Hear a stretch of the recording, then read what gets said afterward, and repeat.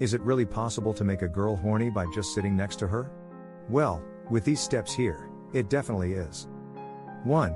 Sit really close. When you're with this girl you're sexually attracted to, find an excuse to sit really close to her. Pull out your phone and show a few photos you clicked, or read out a long interesting article you think she'd like. Don't show her any funny memes though, you don't want her to laugh and break the physical connection you're building.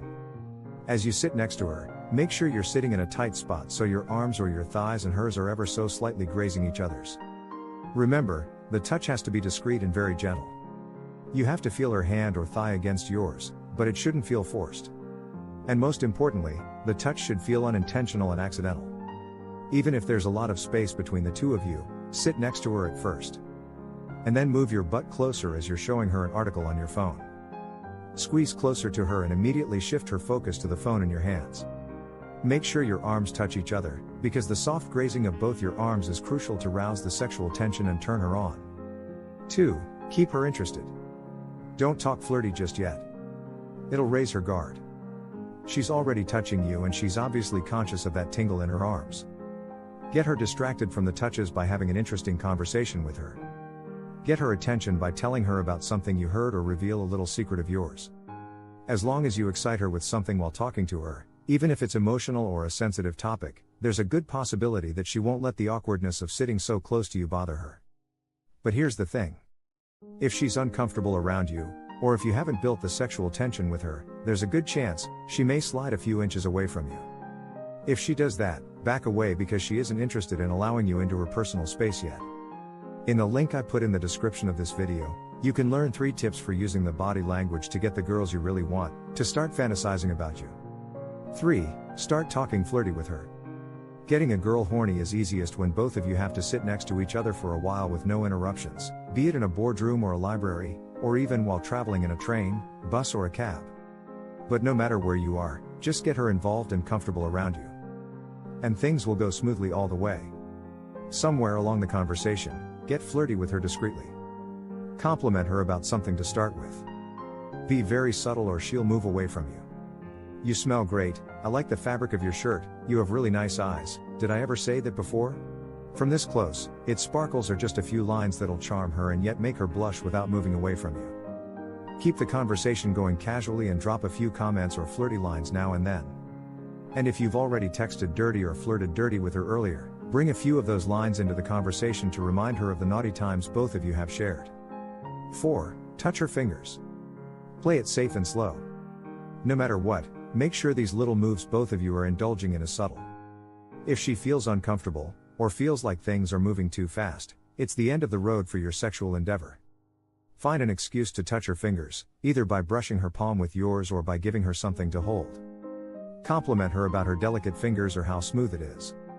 She'd know your naughty games by now, but as long as you keep the pace slow and enjoyable, she'll enjoy your sensual touches. And she'd be curious to know what you have in mind. Another good way is to pretend like you know how to read palms. It'll work even if she knows you have no idea about palmistry. Flirt with her and say something naughty when you see her palms. Or if that doesn't work, touch her fingers and compliment her ring or her bracelet. Or even her earrings. Just make sure you warm her up to your touches. 5. Whisper into her ears. This is especially good if there are other people around both of you who are too preoccupied with something else. Movie theaters, bus journeys, the backseat of a car with friends when another person is driving, or if both of you are at home watching a movie, are perfect times to indulge in the whispering act. Don't be funny while whispering into her ear. If she laughs, it completely kills the mood. Go near her ear like you're whispering something and compliment her again and say you just had to compliment her about the same thing again. If you want to get straight to the point, whisper into her ear and ask her if she'd like to hang out with you later. Whispering something intimate like I wish there weren't so many people around us, or you smell so good it's driving me crazy with some heavy breathing in the background will make the hair on the back of her neck tingle, in a good way.